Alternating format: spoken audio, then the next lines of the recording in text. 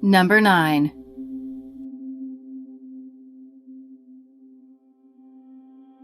This CCTV footage, taken on April 2nd, 2017, shows two brothers and another person pushing a wheelbarrow with what was believed to be human remains on it. The footage was taken from the backyard of the suspect's neighbor. The brothers can be seen walking back and forth, only wearing underwear, from their house to the area believed to be where they set the victim's body on fire and buried it not far away.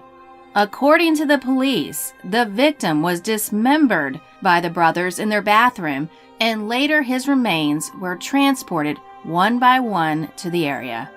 The third person with some clothes on can be seen helping the brothers transporting the dismembered remains and other items used in the murder. At one point, the victim's hair can be seen peeking through while the three men were struggling to push the wheelbarrow together. The two brothers, who were aged 16 and 17 at that time, were arrested for the killing. Police identified the minor suspects as Ronaldo Chai III and Ronaldo Chai IV, and their victim as 19-year-old Lyndon Messenson, whose parents had reported him missing since April 3rd. According to the police, Lyndon was actually a friend to the brothers. Authorities are still looking for the third suspect, known only as Lance. A screenshot from a chat room exchange between one of the suspects and a witness showed the suspects were entertaining the idea of beating up Lyndon for allegedly stealing a cell phone charger. Lyndon's father said his son had been missing for almost 2 weeks before his body was found at a compound in Barangay Ampido San Mateo, Rizal, Philippines on April the 11th. The brothers allegedly killed Lyndon right in the house where they lived at around 7 p.m. on April the 1st. The brothers had been living alone in the house as their father died not long ago, and their mother is working in the United Kingdom. San Mateo Municipal Police only learned about the incident from an informant at around 3 p.m. on April the 5th. According to the informant, he saw a suspicious steel drum that smells really bad.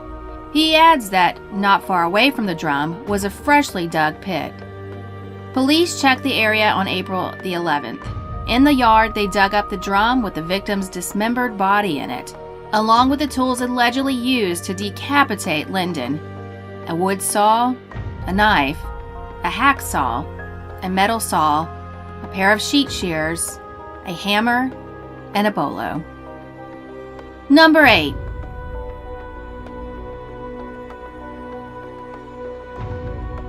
In May 2015, a 21-year-old woman was attacked in her Overland Park home, and her security system caught it on camera. Katie O'Connor is too frightened to go back to her own apartment and feels partly responsible because she trusted a friend. In the video captured by O'Connor's hidden camera, one can see her struggling to breathe in a chokehold. The attack happened at about 9:30 a.m. Tuesday near West 106th Street. O'Connor said she told a friend that she was trying to get rid of her ex-boyfriend's carpentry tools. But the only business these guys were into was stealing. O'Connor said she doesn't know the two men, but the woman, nervously pacing the floor in the surveillance video, was someone she knew. They planned play dates for their children, and she talked to her about going back to school. But now she believes it was a setup. The alleged thieves took the money she had for college tuition and her rent, the tools, and a safe. The only saving grace for O'Connor was her hidden cameras inside her apartment. She put them in 3 months ago when she hired a new nanny. Number 7.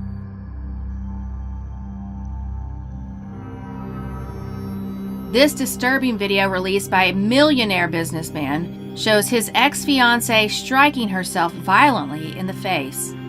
According to his ex-fiancée, he abused her, but the video showing her hitting herself is raising questions. The woman in the video is 29-year-old Mary Hunt.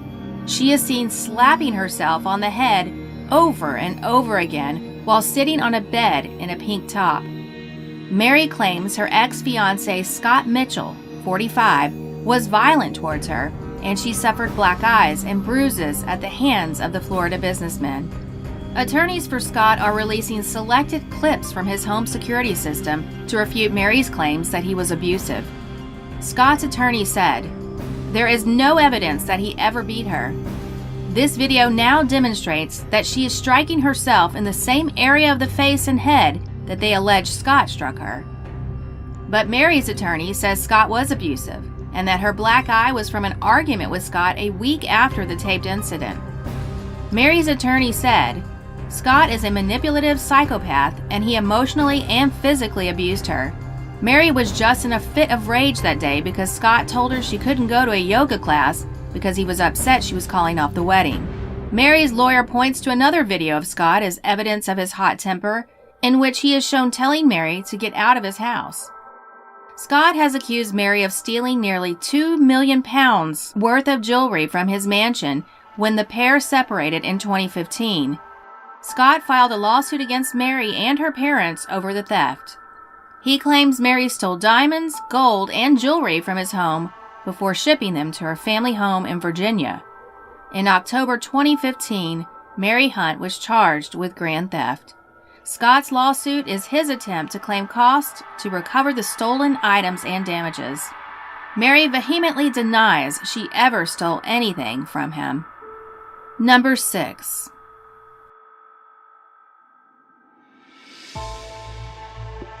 This is a moment a repairman's disturbing behavior is caught on a security camera in the bedroom of two young girls. The video appears to show the man enter the room, check to see no one is watching, then pick up a pair of the children's underwear and sniff it.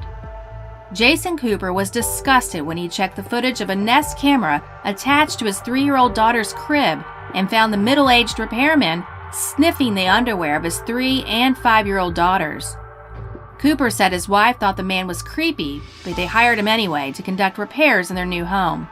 The repairman was hired to fix scratches on the floor made after the Cooper family moved into their Playa Vista home. Cooper was in another room as the repairman pulled his sniffing stunt.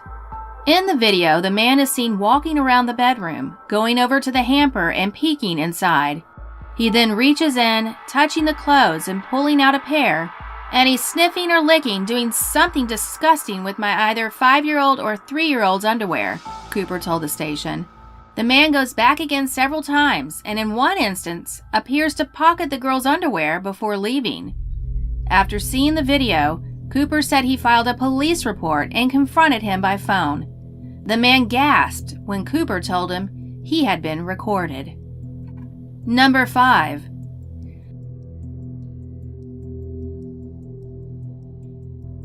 This is the chilling moment Aaron Campbell crept into his mother's house to shower after raping and murdering 6-year-old Alicia McPhail. Campbell, 16, was caught on CCTV leaving his family home on the Isle of Butte at 1:54 a.m. on July 2, 2018, before he abducted the little girl from her bed and subjected her to horrific abuse. He was then seen returning home at 3:35 a.m. to shower, and 10 minutes later was spotted leaving again wearing nothing but a pair of shorts. He then returned at 3:52 a.m., only to leave once more 6 minutes later carrying a torch. Campbell then arrived home for the final time at 4:02 a.m., just over 2 hours before Alicia's family reported her missing. Her body was discovered dumped in a woodland that same morning, and a post-mortem determined she had suffered 117 separate injuries. Pathologist John Williams agreed the injuries to her private parts were catastrophic, more severe than any he had ever seen before, and were at least partially inflicted while she was still alive. Her cause of death was given as forceful pressure to her neck and face.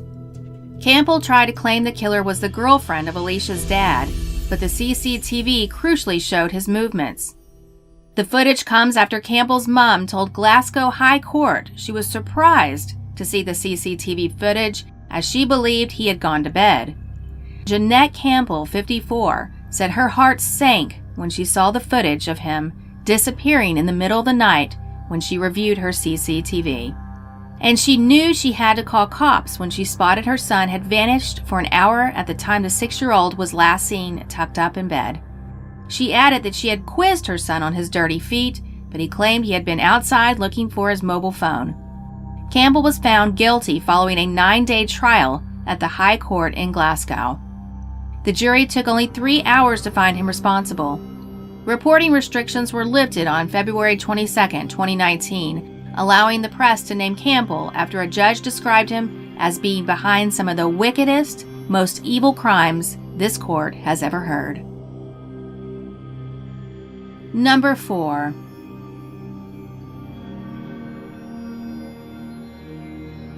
On November 7, 2016, police in Wyoming, Michigan released a haunting video showing Brady Oestreich, a Craigslist killer, setting up a sex torture dungeon where he kept an 18-year-old girl chained for 5 days before killing her.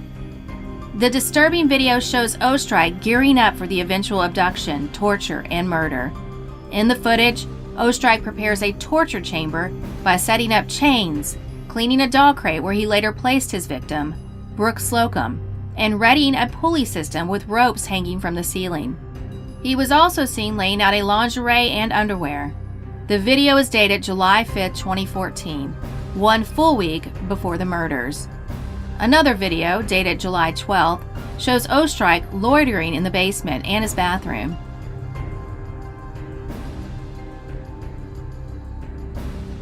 Hours later, Brooke Slocum, 18, and her boyfriend Charles Openair, 25, were supposed to meet with Oestreich after connecting on the online marketplace Craigslist.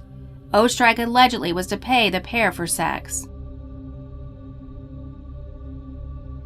Police alleged Oestreich killed and beheaded Openair the night they met up. However, police believe he kept Slocum, who was 8 months pregnant, captive in his basement for 5 days.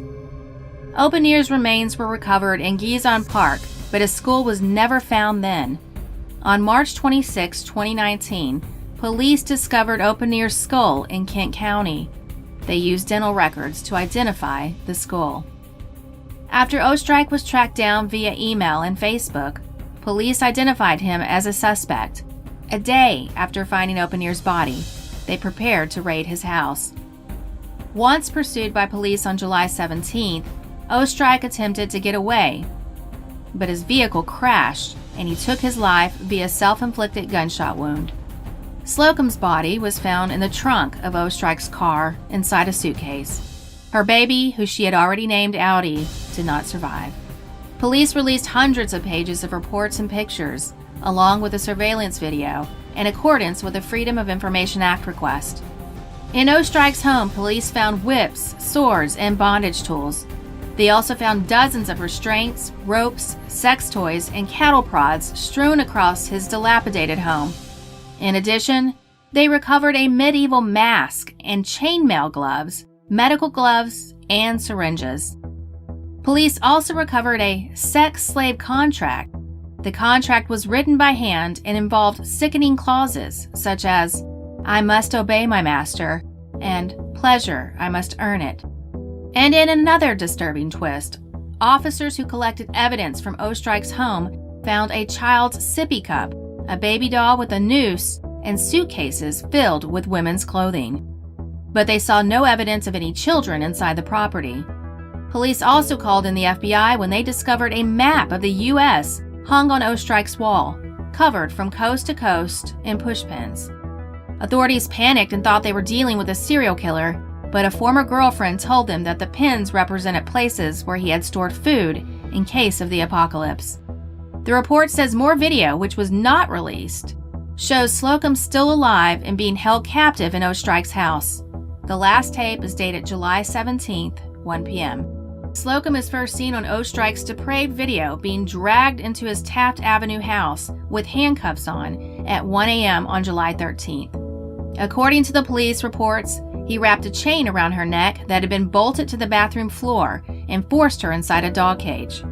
Her arms were then attached to a pulley system suspended from the ceiling, which he could manipulate at will, controlling her like a puppet. Slocum is then seen to be repeatedly assaulted and forced to smoke marijuana for several days, the documents show. The video appears to show Oestrike convinced Slocum that Openier is still alive before he kills her. The autopsy carried out on Slocum revealed that her cause of death was strangulation. Number 3.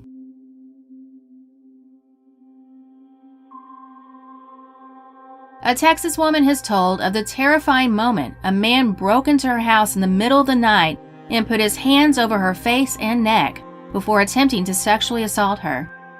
The home invasion occurred in October 2016, early Saturday morning in Fort Worth, and was captured on security cameras both outside and inside the house.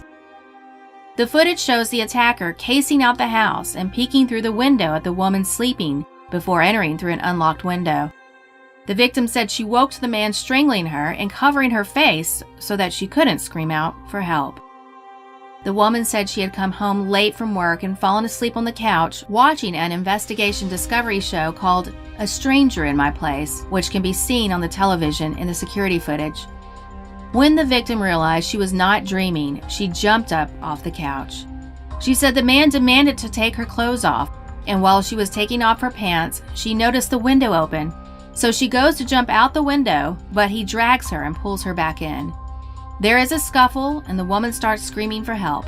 This startles the attacker, and he flees the house.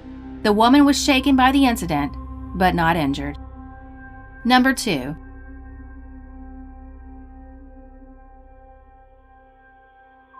In December 2013, this chilling footage has been released showing a burglar standing over a sleeping pensioner as he raids her home. The footage captures Patrick Reed, 51, looming over Margaret Woodward as she naps in an armchair in front of the television at her home in Long Eaton, Derbyshire. Reed, wearing a blue top with a hood up and a rucksack on his back, was caught on film after police installed cameras in Woodward's home to catch the culprit. He is seen tiptoeing around Woodward, at times just inches from her face, and lifting her handbag from the basket of her mobility scooter and rummaging through the contents. Woodward is first disturbed by the sound of Reed unzipping her handbag, but is only roused fully from her sleep when he triggers the alarm at 12:50 a.m. She jumps from her chair and chases Reed armed with a walking stick, threatening to break his kneecaps. He escaped through the bedroom window of her ground floor flat, but his face was caught on film. Reed had burgled Woodward 4 times in the space of just 12 months. Derbyshire police put secret CCTV and night vision cameras into her property in a bid to snare the crook. Reed stole 900 pounds from his traumatized victim over a 12-month period. The career criminal was jailed for 4 years and 8 months. Woodward was awarded 1,500 pounds from Derbyshire's High Sheriff to honor her bravery. Number 1.